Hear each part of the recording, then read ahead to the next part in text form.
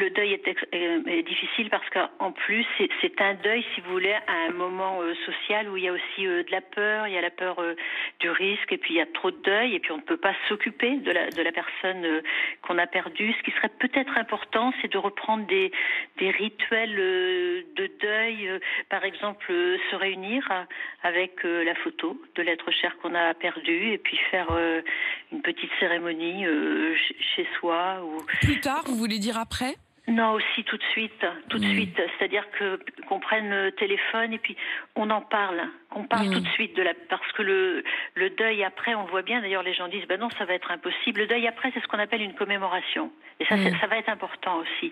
Mais le deuil tout de suite on va en parler. On parlera des meilleurs moments de papy, de mamie, de un tel, etc. Vous voyez qu'on ait tout de suite une possibilité d'évoquer, parce que le deuil, c'est quoi ? C'est évoquer la personne disparue, c'est des émotions, et si on les garde pour après, je crois que le monsieur, il l'expliquait bien, il disait, mais ça n'a pas de sens. Vous voyez, il nous a donné une piste, là, ce monsieur. C'est tout de suite, si on peut faire quelque chose, en parler, en tout cas ne pas cacher. Par exemple, si on a, parce que ça c'est des problèmes dans les familles, si quelqu'un de la famille ne pas dire, on va attendre la fin pour lui apprendre.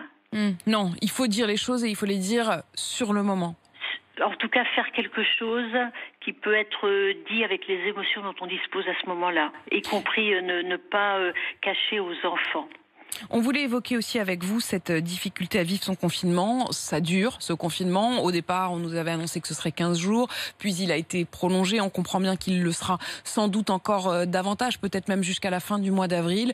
La difficulté à durer dans cette impatience, parfois ce confinement aussi dans des espaces réduits, en couple, en famille.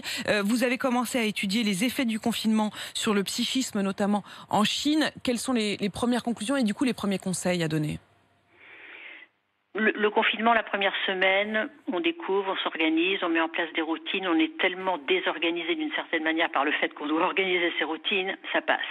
La deuxième semaine, on modifie un petit peu les routines, on met des choses en place.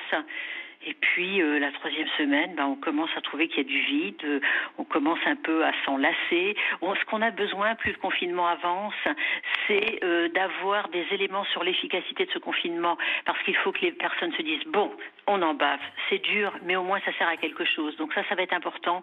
Ce qui est important aussi, c'est de féliciter les gens qui sont dans le confinement, leur dire que c'est bien, qu'ils y arrivent, etc. Ne pas oublier que le confinement, vous savez, c'est comme la prise d'un traitement préventif. Des fois, c'est difficile à observer. Donc, le monsieur, là, tout à l'heure, il se fâchait contre ceux qui n'y arrivaient pas. Effectivement, il y a des gens qui n'y arrivent pas. Donc, il disait, oui, les gamins dans le stade, etc. Eh bien, il faut voir il faut pas, comme l'observance de la prise de ces traitements, aider par des cellules d'écoute, inventer des choses, etc., à rester motivé dans le confinement. Comprendre que si on le fait, c'est pour la bonne cause et que c'est vraiment efficace, que ça a un impact. On le voit en Italie, il a fallu attendre plus de 3 semaines pour qu'il y ait un tout début, un frémissement même d'inflexion dans le nombre de nouveaux cas. Ça veut dire qu'il faudra attendre aussi pour avoir les premiers signes. Oui, et moi je travaille sur les questions psychosociales. Là, on voit bien cette semaine, on a une crise de la confiance. Effectivement, au bout de 3 semaines, les gens disent si ça sert à quelque chose, ça va aller, mais si en plus ça ne sert pas à quelque chose, est-ce qu'on a les bonnes informations, etc.